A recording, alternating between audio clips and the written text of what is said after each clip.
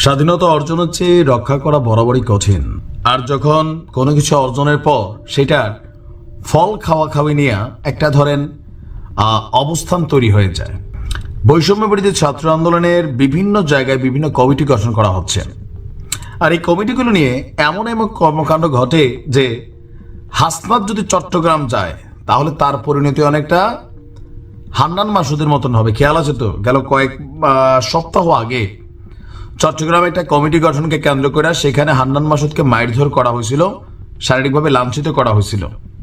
যদিও পরে বলা হয়েছে ধাক্কাধাক্কি হয়েছে, বাট বলা হয়েছিল যে কোনো একটা কিশোর গ্যাং ছাত্রলীগ সমর্থক তারা এখানে কয়েকজনের মারধর করছে, আর এটার পিছনে আবার একজন সমন্বয়কের নাম উঠে আসছিল। আজকে আমরা দেখছি যে চট্টগ্রামে এই মুহূর্তে 3 জন প্রধান সমন্বয়ক যারা আছেন তাদেরকে অবাঞ্ছিত ঘোষণা করছে। এর মধ্যে চট্টগ্রামের যে রাফি ছেলেটা আছে, খানতালাত রাফি, তারও অবাঞ্ছিত করছে, হাসনাত আবদুল্লাহর অবাঞ্ছিত করছে, আরিফ সোহেলর অবাঞ্ছিত করছে। কারা?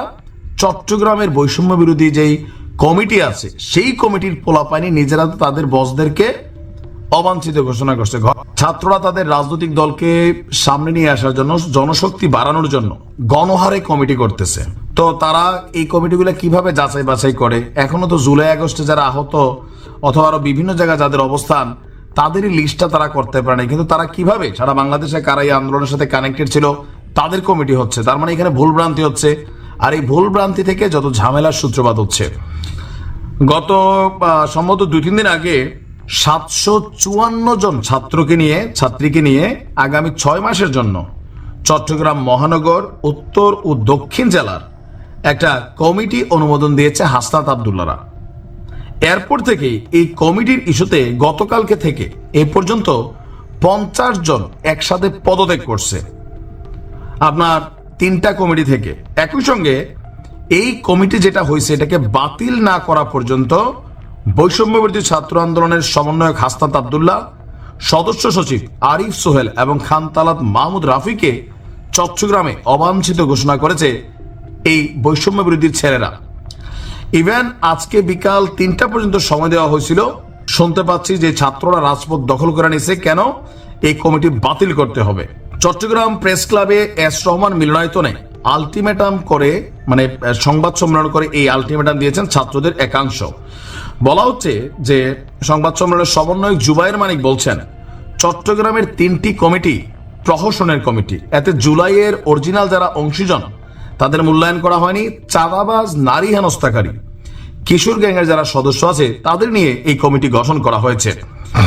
ইভেন কেন্দ্রীয় সদস্য রাসেল আহমেদ এটার বিষয়ে অবগত নয়, আর খানতালাত রাফি তার ইন্ধনে বৈষম্য বিরোধী ছাত্র আন্দোলনের আহ্বায়ক হাসনাত, সদস্য সচিব আরিফ এই কমিটিটাকে অনুমোদন দিয়েছে। তাদের বক্তব্য এই কমিটি বাতিল না করা পর্যন্ত হাসনাত, আরিফ, খানতালাত রাফি বীর চট্টলায় তারা অবাঞ্ছিত। আর 3 দফা দাবি দিছে। প্রথমটা হচ্ছে কমিটি বাতিল, 3 দিনের আলাপ আলোচনার ভিত্তিতে কমিটি গঠন করতে হবে। আগামী 3 দিনের মধ্যে কমিটি গঠনের পূর্বে অভিযুক্ত ব্যক্তিদের বিরুদ্ধে তদন্ত প্রতিবেদন করতে হবে। অভিযোগ সত্য প্রমাণিত হলে সাংগঠনিক ব্যবস্থা গ্রহণ করতে হবে, আর যদি না হয় তাহলে কঠোর হুঁশিয়ারি, হাসনাত চট্টগ্রাম গেলে মাইর। এগুলোতে আসলে কি প্রকাশ পাচ্ছে? একটা জিনিস, তাদের একটা দল রাজনীতিতে যাচ্ছে ক্ষমতার দিকে, আরেকটা দল তারা নতুন আজকে যে ছাত্র সংগঠন আর একটা আসলো, যদিও তারা বলছে কানেক্টেড না। আবার এখানে বৈষম্য বিরোধী কমিটি, সবারই একটা টার্গেট হচ্ছে কমিটিতে থাকা, নামি দামি পদে থাকা। আবার যারা প্রকৃত এই জুলাই আন্দোলনে জীবন দিয়েছে, মাইর খেয়েছে, ক্ষতিগ্রস্ত হয়েছে, এরা বাদ গিয়ে এখানে সুবিধাভোগীরা ঢুকে যাচ্ছে।